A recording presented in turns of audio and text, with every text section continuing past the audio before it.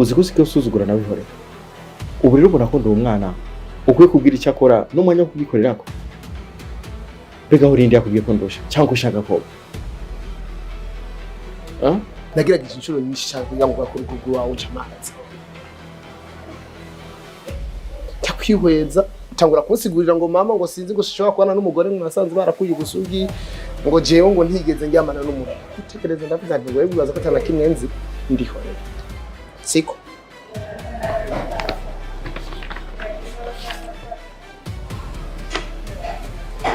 uwo mukobwa wita Uwimana Ange burya naho tworosha ibintu vya rujya rugo ntivyoroshe cyo marira ujya mukenyeza ngeze ahantu nyabake hanze kuba bya bindi byo kuvuga yuko atamugabo yotunga telefone yiwe cyangwa uje ngo ntunge nimero y'ijya mugore hari ikindi kibazo ujya mugabo yateje kuri kino nabahisemo kuguma ngaha aho kujya mu rugo uburera abayobozi bimwe mu burakora nase gutaha ngo bahave bakwiye ndetse abakobwa bakora mu mahoteli ko batagenzwa na kabi kandi jewe ndi hano kurukundo ikindi kandi nshaka kuza kugukanda ko mu gitondo wagiye ntagushimiye mwe biragaragara neza kujya mututana munsi pe hajya uri kuramwitegereza ukaraba n'ubwenge bwiwe ukihweza n'ubujya kunda abakobwa utaharibona akazi ko koreka Heko Brem nani sonugira uruba kambira abari abandi bonone asiki ubaye n'umuntu bwawe heke nimfasha kumenya basi nyuma yo kumva ko jenda umuntu atagira agaciro aho uri urukundo umugore twanditswe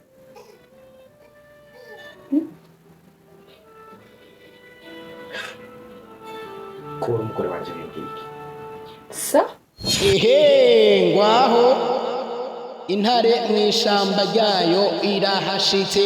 Aha rero turavuga ni filime yacu My Ex, ni filime igiye kunezera abanyamuji, ni filime irikira bica bigacika, aho kuri episode ya mbere ku munsi wa gatandatu tugeze ku bihumbi 61 cabayikurikiranye biboneka neza ko ino filime yari erindiranwe igishika. Aba batipi ari we Honera hamwe na Chris hamwe na Mr. Kana bari bakumbuwe muri filime. Akoko turabibona neza cyane, abantu bariko barabivuga bavuga bati twari dukumbuye filime yanyu muri hamwe, twari dukumbuye kubabona amuriko murakinana, twari dukumbuye kubona muturyohera eka kandi mutunezereza. Mwibuke neza ko iyo aba bantu banditse iyi ni Gihuhusi Entertainment, n'inzu y'amahinguriro ya filime yitwa Gihuhusi Entertainment. Koko turabazaniye filime, narababwiye ko aharaho mukura ibikorwa byiza vya filime ndundi, filime ziriko zirabica bigacika, naho mumenyera filime mukwiye kuraba, naho mumenyera filime dukwiye gukurikirana koko ukamenya ngo filime niki, bariko barakina bariko badukinira ibiki. Ashigikira filime yanyu, shigikira filime zacu. Amakuru mashasha ari muri no filime, ni filime irikira bonekamwo ivyamamare byinshi, aho turatanga karorero nka Chris, izo Chris, turatanga karorero ka Honera Mutoni, turatanga karorero ka Mr. Kana, turatanga karorero ka bakinyi benshi bariko baraboneka muri no filime kandi bose bariko bavyitwaramwo neza. Ninde yaguhenze cyane ko iyo habonetse ahantu hari Mutoni canke uyu Chris hari iswata y'umukinyi n'umwe. Dusanzwe tubizi neza ko uno munsi naone hasohotse filime shasha yitwa Suwa. Iyo ni episode ya mbere y'umukinyi wacu ariwe Sorori Bat. Uyu nawe yasohoye filime episode ya mbere yitwa Suwa, nayo twizere ko yaririndirana ugishika mu Burundi. Ni imwe muri filime nayo iri ku rugero rwiza, imwe muri filime nayo twizera ko iza kwakirwa neza kandi cyane, ariko tuvuge tuti ino filime ya Gihuhusi Entertainment yoyo ni umuriro, ni umwotsi. Mu Burundi muvyite ibintu by'imboneka rimwe, mu Burundi muvyite ibintu bikora BMT hamwe na GN, koko izo nzu zibiri zirabishoboye, ariko twabonye neza ko aho Ornella na Chris izo nabo babikoze neza, twabonye ko aho Mr Kanari nawe babikoze neza. Tuca twibaza ngo mbega kubera iki Kado Kavere nawe atabonetse muri no filime, bitavuze ngo ntarimwo, bitavuze ngo ntawe muzobona. Guma hamwe. Iyi yari episode ya mbere. Episode ya kabiri naho incamake niyo duhereje kurabira hamwe, ibirimo bizoyiranga twarije kubirabira hamwe. Mu gace karenganye mwarije kubiraba, banzurabe kurafyo na subscribe, eka banzura kurafyo na like aho munsi, ubundi uze ndabihera amakuru mashasha ya filime ndundi. Muri iki kiringo ni kiringo kirimo amafilime menshi ariko arasohoka kandi ameze neza. Muri uyu mwaka hariko haraboneka ibikorwa byiza kandi cyane biteye igomwe muri filime. Aho turavuga ni kuri babandi bakunda filime, kuko ntushobora kubihatira nk'umuntu adakunda filime. Hari umuntu adashobora kwicara mu nzu ngo arabe filime, ngo arabe ibintu bivugwa muri filime cyangwa arabe ibikino bya filime, bivanye n'uko atabikunda, bivanye n'uko adakunda ibivugwamwo, bivanye n'uko usanga bizi, bivanye n'uko adashaka guhanurwa, bivanye n'uko asanzwe abayeho ingena abanye n'abandi mu rugo, akagira ati jewe hamwe ndavye filime zivuga by'urukundo kandi nsanze nzi ko umugore tutabanye neza noba nimaramanje, reka ndamwihoze canke ndavyihoze. So ibi rero ni bimwe bivugwa canke mu bivugwa mu vyerekana neza ko ino filime nayo ari imwe mu zije guhanura imiryango. Aho ngo twabonye mwe biki canke icama kiri muri ino filime ni iyihe? Ni filime ya My Ex. Aba ex n'abantu bakoze kenshi, n'abantu basambuye ingo nyinshi, kandi no munsi nivyo biriko biravugwa. Biraboneka neza canke biravugwa ko ino filime inkuru ya mbere yirimwo ni ishaka guhanura abahungu canke abakobwa bita cane kuba ex, abantu bahoranye, uwo mwahoranye. Biboneka ko bashaka guhanura bavuga ngo umuntu mwahoranye, uwo mwahoze musambana cyangwa uwo mwahoze mukundana, urashobora gusambura urugo rwawe byoroshe. Ikindi kikavuga ngo mwaba ko murinde ubusugi bwanyu cyangwa murinde indero yanyu, kubera ko muri kazoza kandi muzobitukwa. Uru rugo rwa Chris na Ornella twabonye ko rwasambutse, bivuga ngo Chris neza we yarazi ko atasambanye. Mu gihe we yarazi ko atasambanye, iyi nkuru ntitangurira. We yarazi ko atasambanye, atwara umukobwa yamuhenze ko ari isugi. Amaze gutwara umukobwa amuhenda ko ari isugi, ngo uwasanga yaramaze kubikora kandi kenshi. Bica bimutera depression, mubwira ngo je narizigamye. Kuba narizigamye rero nkasanga uwundi wanje we ni ndayikomeye, bifise ico bimbwira kandi bifise ico bimpindura mu mubiri. Ico gihe bimuhindurira isura y'urugo yari yarashatse kubaka, ariko nawe hitamo kubimubwira, agira ati nanje uzoryamana n'uwo mbonye wese kugira ngo ndamwihore, kuko jewe yampenze ko atavyarakora, yampenze ko ari umuntu yisoneye, ariko nasanze ari we muntu wa mbere yasambanye. Bivuga ngo nta cizera kimufitiye. Iyi nkuru rero irakubwira ko ukwiye kwicunga wewe, dukwiye kwicunga twebwe kugira ngo twirinde, wirinde. Kuko uyu Ornella bigiye kumusambuza ni ibyuko yabeshe, bamugurisha nk'inyagano, bamugurisha amahera menshi, bavuga ati twebwe umukobwa wacu yarizigamye, utaduhaye amahera ngano uko ntibikunda. Ba bavyeyi baza gukwega inabi n'urugo rubi kubw'umwana wabo, ariko batazi ko bamukwegeye urugo rubi. Kubwagute rero bo bitwaye nabi, bahindero umwana uko bayizeye, ariko umwana we yabaciye mu byahumye. Bo baca bashaka kumukwesha amahera menshi, bashaka kumukorera kumukuramwo amatungo, bamurungika, ariko wa mugabo wabijyanamwo akazigo. Iyi ni yindi mpanuro nshasha ku bantu rero b'abadamu canke abavyeyi batuvyara canke bavyara abana. Ibi ni imwe bikubwira ngo umwana nimba yishimiye umureke uko yashimye, ntuzi iyo bahuriye, ntuzi ingene bahuye, ntuzi ingene bumvikanye. ariko ababyeyi bo barabiravye bagira ati dukeneye kumukamisha, turakeneye ko baduha amahera akwiye kubw'uyu mwana wacu. Nuko wa muhungu arayatanga, ariko ayatangana inzigo. Amaze kuyatangana inzigo, nuko uyu mwana we ahuye n'ibibazo mu rugo. Amaze guhura n'ibibazo mu rugo, bimushikiye ko urugo rushaka kwahuka gusambuka, umutima uravyimba. Umugabo amujya umutima, amubwira ati jewe wewe wari wambwiye ko utasambanye, ariko kumbwira ko utasambanye nasanze warabaye igisimbu. Bivuga ngo nta kukwizera, kuko jewe nabayeho narizigamye, nta mukobwa twasambanye. Bivuga ko ata mukobwa twasambanye, rero ubu nanje ngoma nza n'ingeso nshasha, nanje ngire nk'ivyo wagize. Umuryango utanguye gusambuka kubw'ingeso mbi canke kubw'imyitwarire mibi y'uwo mugore. Ibi ni bimwe rero mu bivugwa canke byerekana neza ko buri muntu aba akwiye gusuzumana n'ingeso ziwe.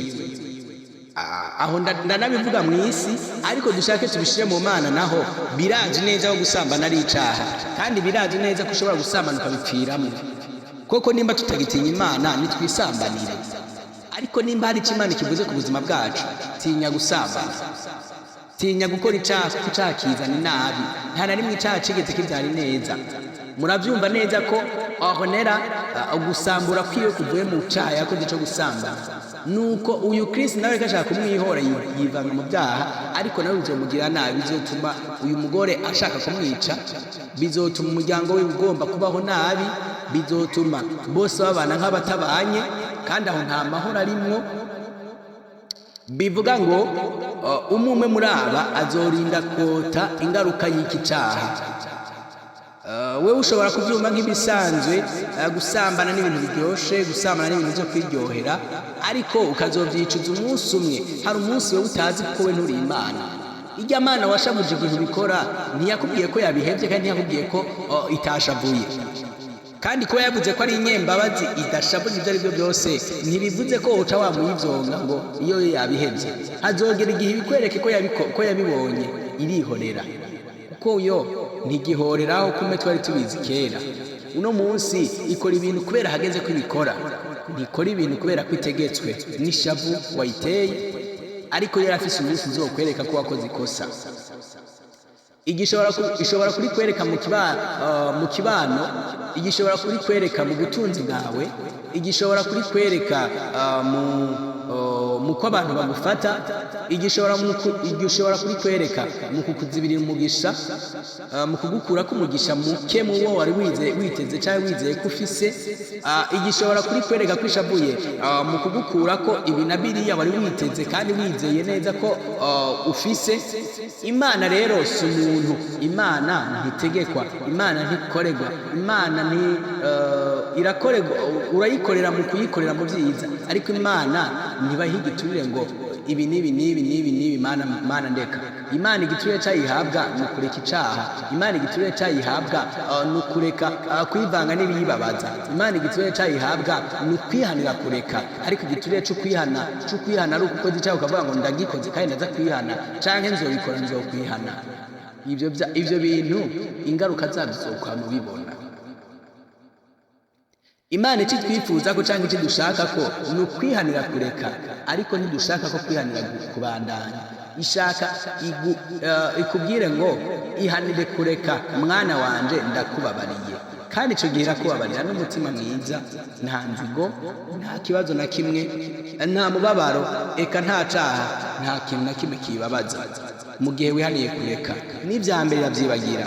Ariko igihe uvuga ngo ndabicumura nzoba ndihana, ndabicumura nzokwihana, mwana wa mama, mwana w'Imana, uri kurababaza Imana. Rero nabwiye mu by'Imana cyane, nibagira ko turi muri filime yacu yitwa My Ex. Iyi ni filime rero My Ex igiye gukora ibintu byiza mu Burundi, koko kuba yiraba ndazi ko izokwigisha ingeso dukura mu isi cyangwa ingeso twigishwa n'iby'isi. Ino filime izobivuga byose mu rugo, eka mu kibano naho tugendera. Kuko twabonye umukristo agiye kuruka muri hoteli, ariko uyu mukobwa aramwakira aramubwira ngo nta muntu ushaka ko murarana. nta muntu ushaka ko noguha mukararana yogufasha kuruhuka. ubundi aramubwira ati jewe ntabyo nkeneye. ibyo nabikubwiye ati iyi hoteli yanyu isanzwe yakira indaya gusa, ntiyigera yakira abantu baje kwiruhukira. undi ati mbabarire ntabyo narinzi,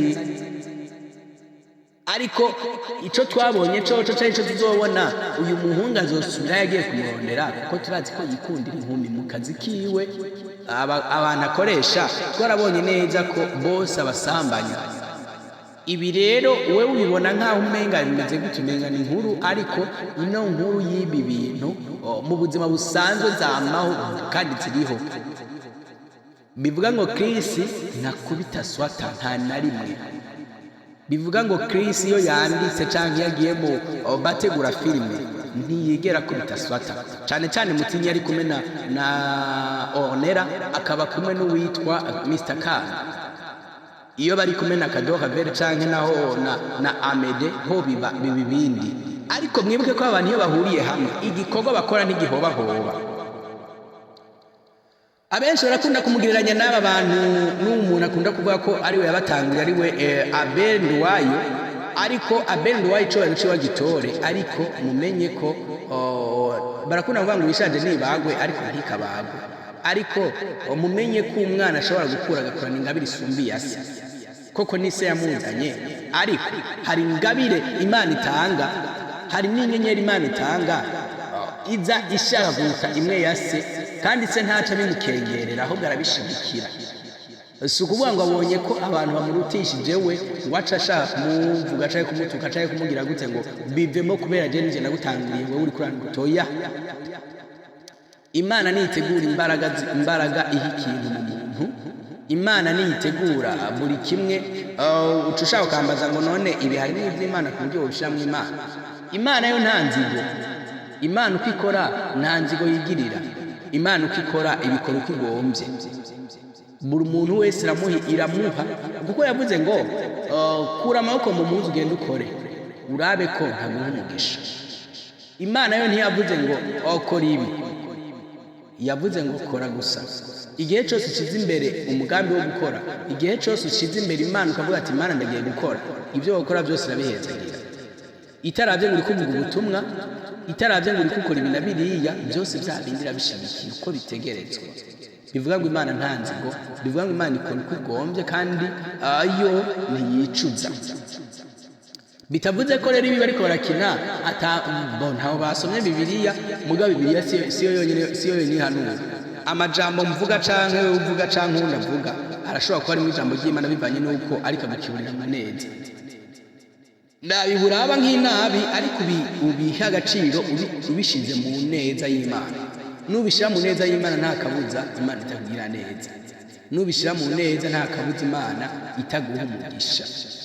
uzobona ineza y'Imana muri ibyo byose ukoze canke ugiriyemwo, bivanye n'ingeno zitwayemwo, ukabona Imana yiswe Imana ku buzima bwawe.